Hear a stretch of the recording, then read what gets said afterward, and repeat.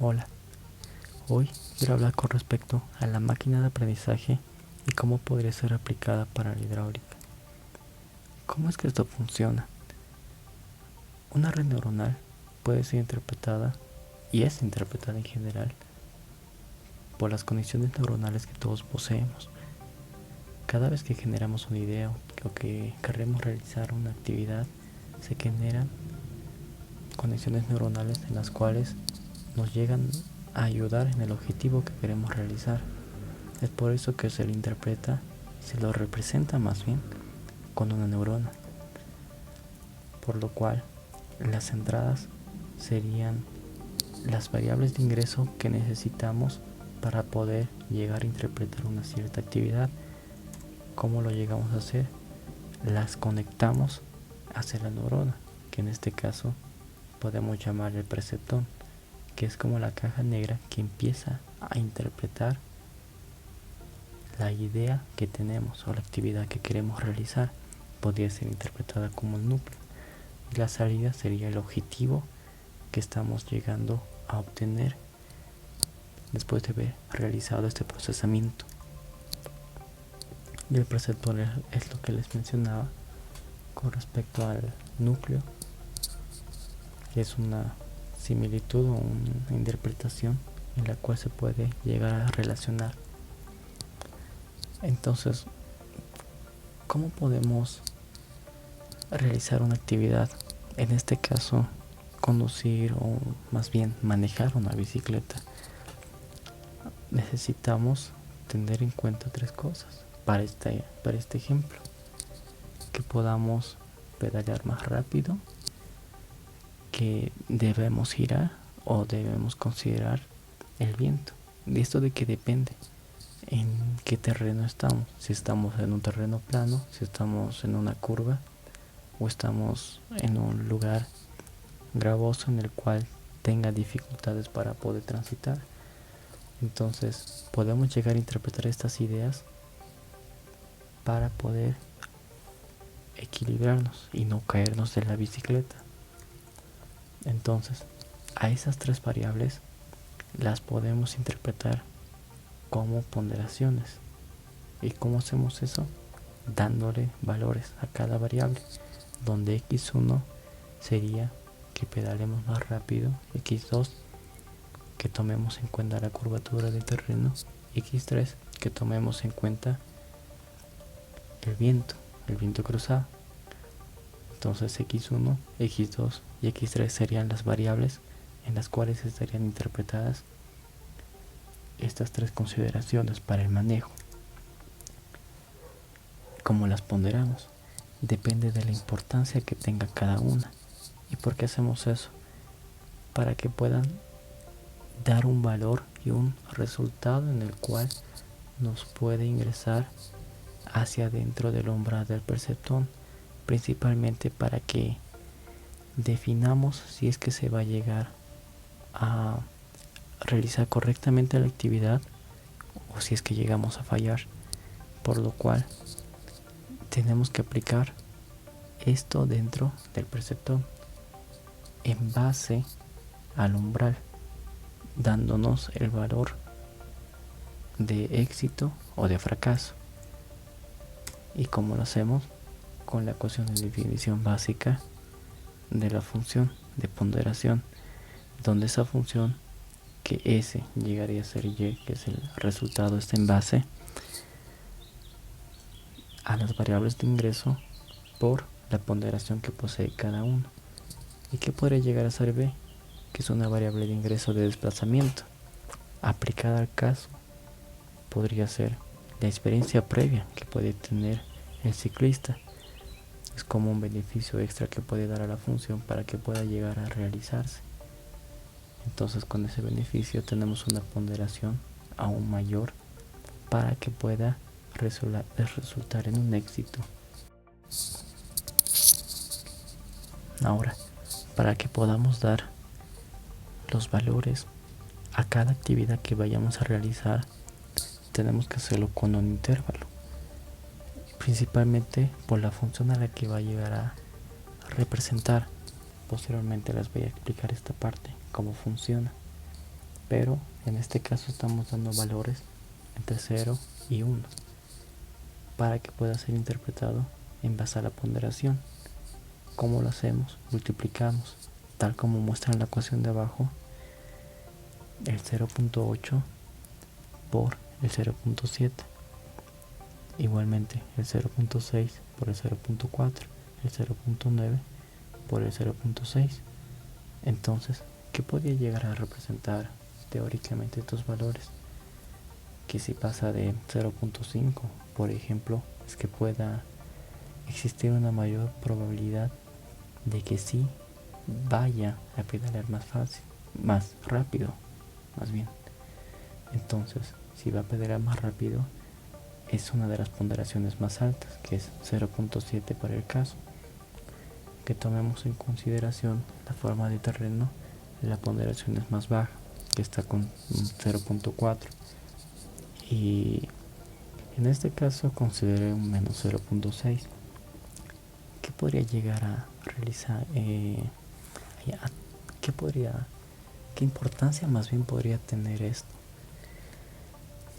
Es que si bien es negativo, es que no es tan importante el viento cruzado para este caso. Entonces la ponderación es mucho menor y negativa para este caso. No necesariamente tiene que ser positivo. Puede ser un valor negativo o positivo dependiente de las condiciones o la idea a la que se quiere llegar. Entonces, realizando las multiplicaciones, obtenemos un 0.26. Sumando el b, que les mencionaba que podría ser interpretado como la experiencia previa que tiene, podemos obtener a 0.46. Por ejemplo, si nos acercamos a 1, tenemos que llegar a obtener el objetivo en el cual estamos realizando, que sería no caernos de la bicicleta. Entonces, lo más cercano a 1 significa que hay mayor probabilidad de que no haya ningún problema mientras manejamos la bicicleta.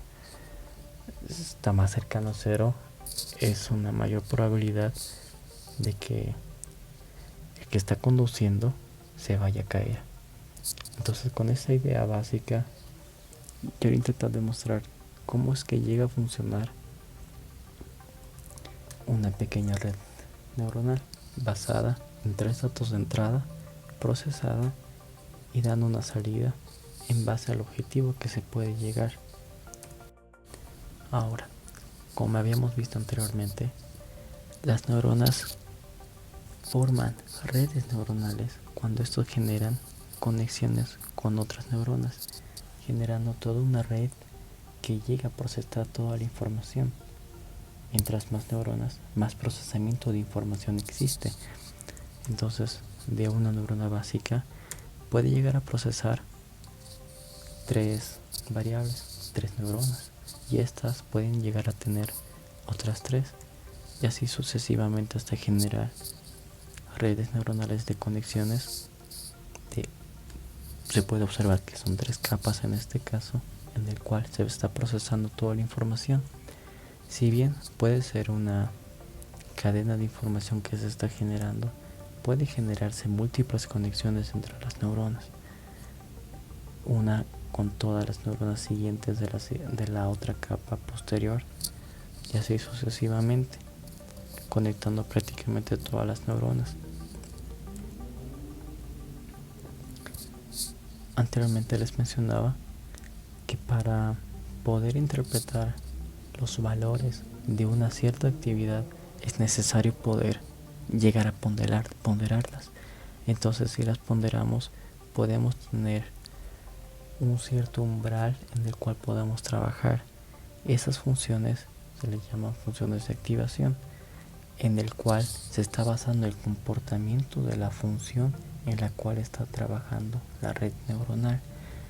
Por lo cual, para este caso, si bien es una función por pasos, tenemos que llegar a interpretarla como una función simple o una función en la cual posea valores decimales entre 0 y 1 para que pueda ser más exacto.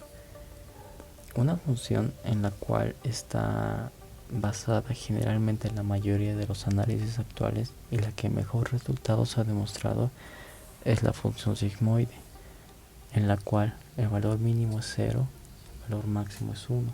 Dentro de las variables en las cuales se está llegando a introducir las variables de ingreso, en las cuales estamos normalizando y ponderizando valores máximos y mínimos, realizando un escalado de la información a la cual estamos introduciendo.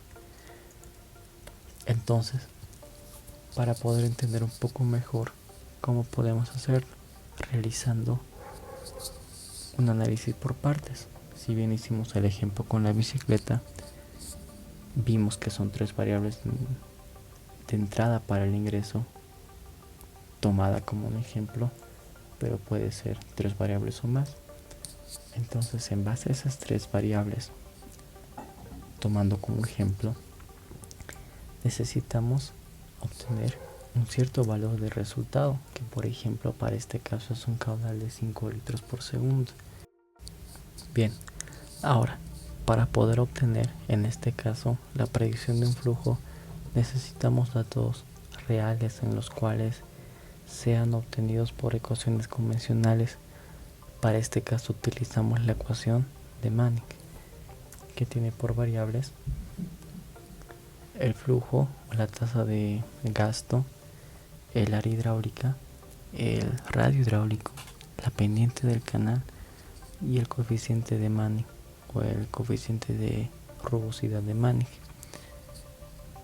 Como les mencionaba, mientras tengamos información real en base a datos reales, mejor va a ser la interpretación, y mientras más datos reales tengamos para poder hacer el entrenamiento, más acertada será la predicción de las redes neuronales, que por lo que para el caso estamos utilizando 7 tipos de datos, que por los mismos deberíamos llegar a obtener los resultados del caudal aplicando la ecuación simple de Manning, reemplazando más bien en la ecuación, podamos llegar a obtener estos valores.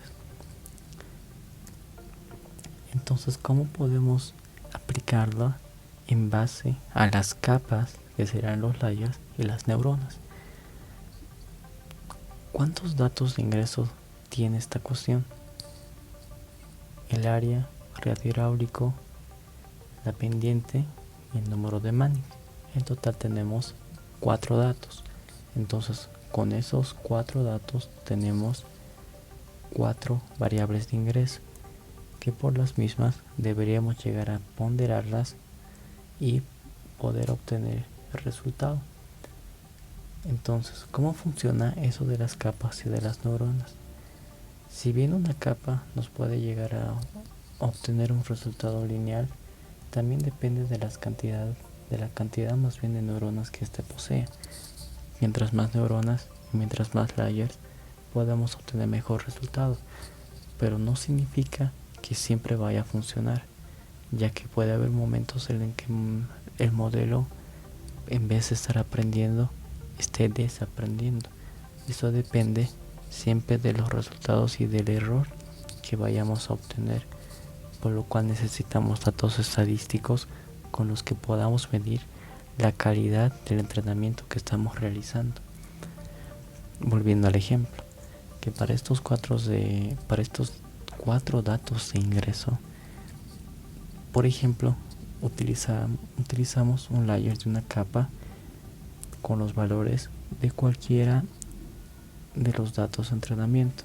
Por ejemplo, estamos utilizando un área de 2.5 metros, un radio hidráulico de 0.8, una pendiente de 0.0012 y un número de Manning de 0.025. Introducimos dentro de la capa y dentro de la neurona los datos para poder obtener el gasto o el caudal. ¿Y a cuánto podría llegar a equivaler este resultado? Ejemplificando, antes de poder entrar a la parte del código, podemos llegar a obtener que el caudal